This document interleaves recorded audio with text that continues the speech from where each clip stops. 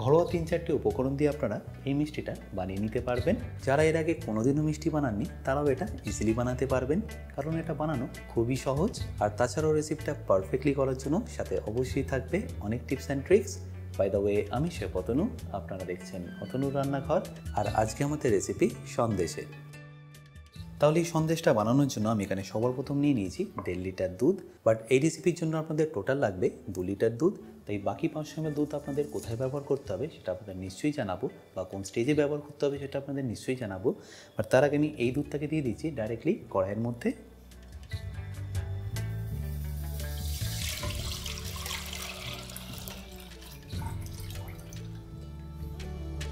আর দুধটা নেওয়ার পরে আমি এখানে গ্যাসটাকে অন করে নিচ্ছি।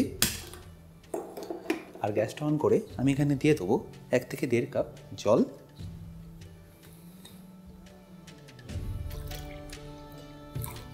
এই জলটা দেওয়ার কারণে দেখবেন ছানাটা খুব ভালোভাবেই কেটে যাবে। আর দুধটা নেওয়ার পরে আপনাদের এটাকে একটু ভালো করে মিশিয়ে নিতে হবে যাতে এটা নিচে লেগে না যায়। আর এই সময় আপনারা ফ্লেমটা কিন্তু একদম হাই রাখবেন। হাই ফ্লেমে দেখবেন 5 থেকে 7 মিনিটের মধ্যেই দুধটা খুব ভালোভাবে ফুটে যাবে।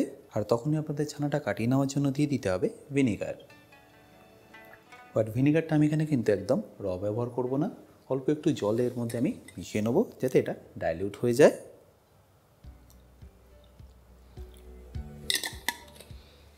ব্যাস, এবার এটাকে আমি দিয়ে দেবো যখন দুধটা খুব ভালোভাবে ফুটে যাবে। দেখতেই পাচ্ছেন দুধটা কিন্তু এখানে এখন খুব ভালোভাবে ফুটে গেছে। ব্যাস, এই সময় আপনারা গ্যাসের ফ্লেমটাকে একদম লো করে দিন। আর যে ভিনিগারটা আমি ডাইলিউট করে রেখেছিলাম সেটা এখানে ডাইরেক্টলি দিয়ে দিন। আর ভিনিগারটা দেওয়ার পরে আপনাদের এটাকে একবার ভালো করে মিশিয়ে নিতে হবে। আর তারপর ঢাকা দিয়ে এটাকে রেখে দিতে হবে 2 থেকে 3 মিনিটের জন্য। আর এই সময় আপনার গ্যাসটাকে বন্ধ করে রেখে দেবেন। এই পদ্ধতিতে ছানা কাটালে দেখবেন ছানাটা খুবই সফট হবে। আর ভিনিগারের পরিবর্তে আপনারা চাইলে ছানা কাটাবার পাউডার বা লেবুর রসও ব্যবহার করতে পারেন। আর 2 থেকে 3 মিনিট পরে দেখুন আমি এর ঢাকনাটা খুলে নিচ্ছি। দেখতেই পাচ্ছেন ছানাটা এখানে একদম পারফেক্টলি কেটে গেছে। ব্যাস, এবার এটাকে আমি স্ট্রেন করে নেবো। আর এটাকে ছাঁকার জন্য আমি এখানে একটা বাটির মধ্যে স্ট্রেনার নিয়ে নিয়েছি। আপনারা চাইলে যে কোনো মাসলিন ক্লথ বা সুতির কাপড়ের মধ্যে এটাকে ছেঁকে নিতে পারেন। যে ভিনিগারটা আমি ব্যবহার করেছিলাম তার গন্ধটা যাতে ছানা থেকে একদম চলে যায় সেজন্য আমি এটাকে একবার ঠান্ডা জলে ভালো করে ধুয়ে নেব।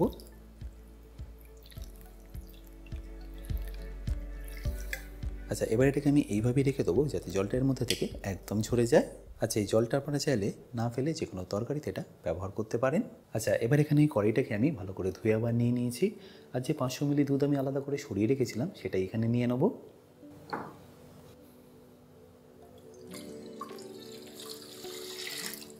আচ্ছা, এবার গ্যাসটাকে অন করে হাই ফ্লেমেটাকে আবারও আমি ভালো করে একবার ফুটিয়ে নেব। মোটামুটি 2 থেকে 3 মিনিটের মধ্যে এটা ভালোভাবে ফুটে যাবে। আচ্ছা, এখানে বলে রাখি আপনারা যারা এখনও অতনু রান্নাঘরের কুকিং কোর্সটা নেননি তারা নিয়ে নিতে পারেন আমার নিজস্ব ওয়েবসাইট www.otonurannaghar.com থেকে। সেখানে আপনারা পেয়ে যাবেন বিভিন্ন রকম রেসিপি, তার সাথে অনেক টিপস অ্যান্ড ট্রিক্স যেগুলো আপনাদের হেল্প করবে নিত্য প্রয়োজনীয় রান্নাগুলোকে আরও সুস্বাদু করে তোলার জন্য।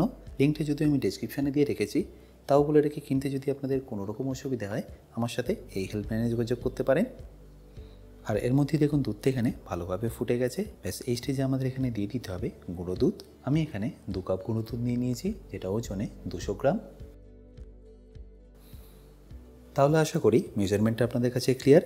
যদি আপনারা 2 লিটার দুধের মিষ্টি বানান সেক্ষেত্রে আপনাদের এখানে নিয়ে নিতে হবে 1.5 লিটার দুধ, যেটাতে আপনারা ছানা বানিয়ে নেবেন। আর বাকি 500 মিলি দুধের মধ্যে আপনাদের দিয়ে দিতে হবে 200 গ্রাম গুঁড়ো দুধ, যেটাতে আপনারা দুধের এই মিশ্রণটা রেডি করবেন। আর আপনাদের কাছে যদি কনডেন্স মিল্ক থাকে আপনারা চাইলে সেটাও ব্যবহার করতে পারেন।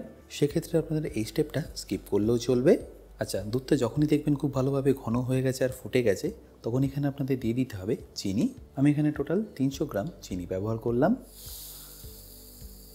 তাতে দেখবেন খুব চড়া মিষ্টিও হবে না, বাট খেতে কিন্তু দারুণ সুন্দর লাগবে। চিনিটা দেওয়ার পরে দেখবেন এটা একটু পাতলা হয়ে যাবে, বাট তাতে ঘাবড়াবার কিছু নেই। বাট 5 থেকে 7 মিনিটের মধ্যে দেখবেন এটা আবারও গাঢ় হয়ে যাবে। তাহলে আশা করি নিশ্চয়ই দেখতে পাচ্ছেন এটা এখন কতটা ঘন হয়ে গেছে। ব্যাস, এই স্টেজে আপনাদের এখানে দিয়ে দিতে হবে ছানাটা।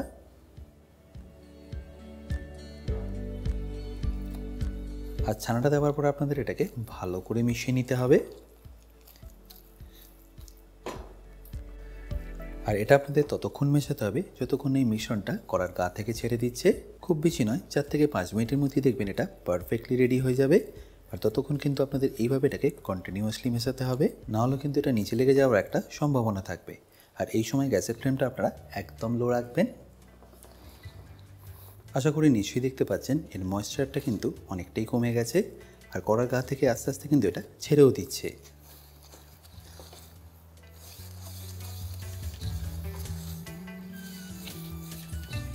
এরপর যখনই দেখবেন এর ময়েশ্চারটা একদম বেরিয়ে গেছে, তখন এটাকে আপনাদের একটা পাত্রের মধ্যে নিয়ে সেট করে নিতে হবে। আর এটাকে সেট করার জন্য আমি এখানে একটা পাত্রের মধ্যে এইভাবে দেখুন বাটার পেপারটাকে অ্যাপ্লাই করেছি। এবার এর মধ্যে আমি পুরো মিক্সচারটাকে দিয়ে দেবো। এবার একটা স্প্যাচুলার মাধ্যমে এটাকে সেট করে নিন ভালোভাবে।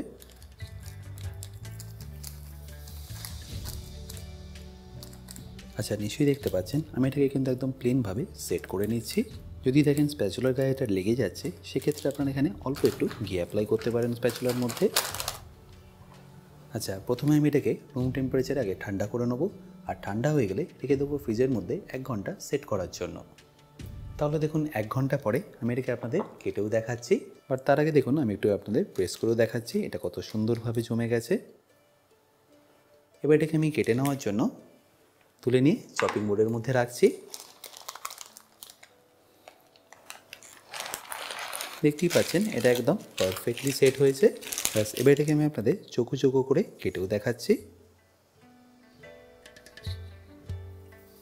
একটু এইভাবে আমি দাগটা দিয়ে দিলাম যাতে এটাকে আমি প্রিসাইসলি কাটতে পারি। এবার এটাকে দাগ বরাবর আমি লম্বালম্বিভাবে কেটে নেব।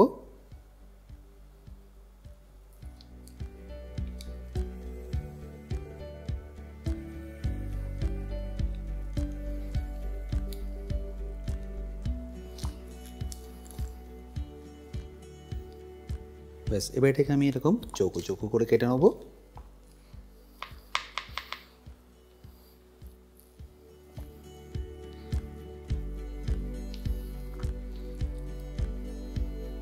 আর কাটা হয়ে গেলে এর উপরে ছড়িয়ে দেবো অল্প একটু পেস্তা আর কেশর।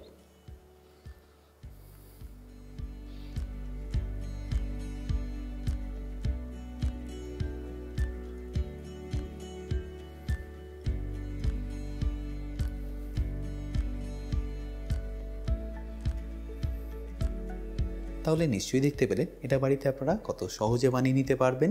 আশা করি সিম্পল রেসিপিটা আপনাদের নিশ্চয়ই ভালো লেগেছে। আর যদি ভালো লেগে থাকে অতি অবশ্যই কিন্তু আমাকে কমেন্টে জানাতে ভুলবেন না।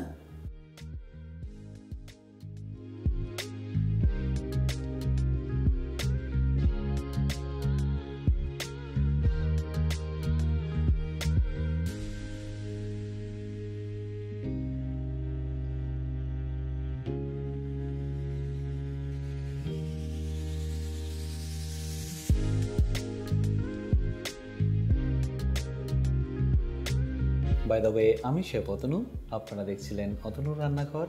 দেখা হচ্ছে আপনাদের সাথে একটা নতুন রেসিপি নিয়ে নেক্সট এপিসোডে। ভালো থাকবেন, সুস্থ থাকবেন।